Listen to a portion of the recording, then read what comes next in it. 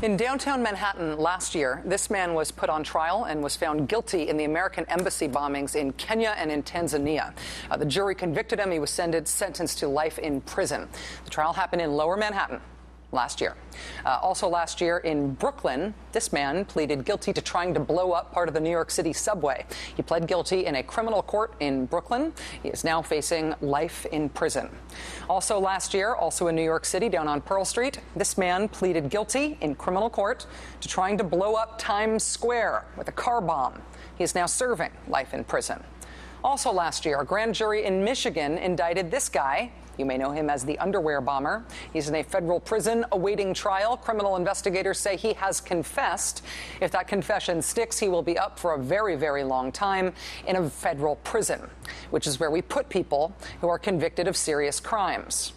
Except when we don't.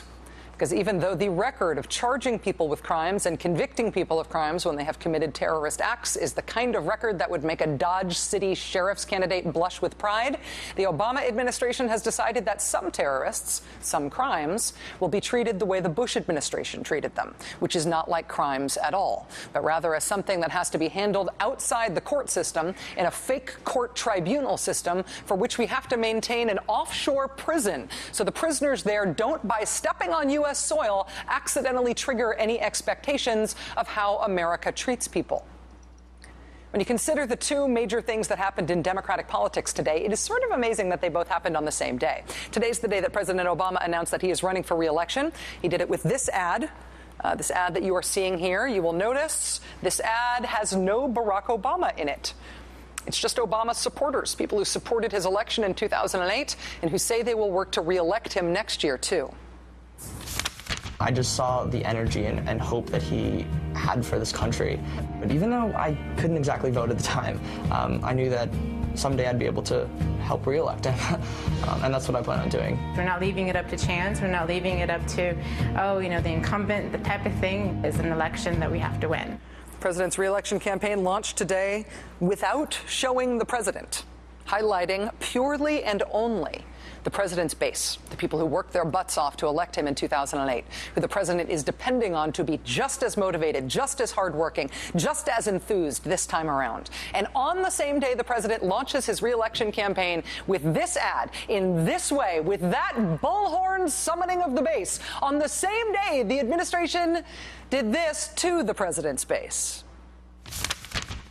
The Obama administration has pulled the plug tonight on one of its signature efforts. It now says it has given up on a courtroom trial for the mastermind of the 9/11 attacks here inside the United States. Instead, Khalid Sheikh Mohammed and others will be tried before military commissions at the U.S. military base in Guantanamo Bay, Cuba. Attorney General Eric Holder announcing today that despite what he said 2 years ago about bringing terrorism prosecutions out of the murky legal underworld of Guantanamo and its made-up fake court offshore tribunals, despite those promises, despite President Obama, as one of his first official actions as president, declaring that Guantanamo would be closed within a year, despite those things that conservatives may have liked, but the base was, conservatives may not have liked, but the base was pretty psyched about. The administration said today that it will go ahead with Guantanamo and the fake court offshore tribunals for the alleged 9/11 mastermind, Khalid Sheikh Mohammed. The Beltway media reaction to this story was that this was all politics. This was all about making the timing of this happen in such a way that would be of most political advantage to the president and to his re-election effort.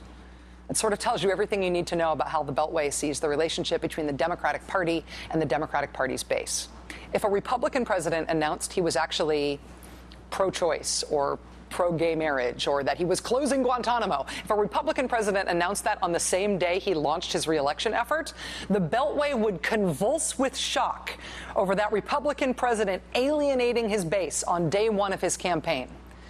But a Democratic president kicks his base in the teeth on something as fundamental as civil liberties. He puts the nail in the coffin of a civil liberties promise he made on his first full day in office, and he does it on the first day of his re-election effort.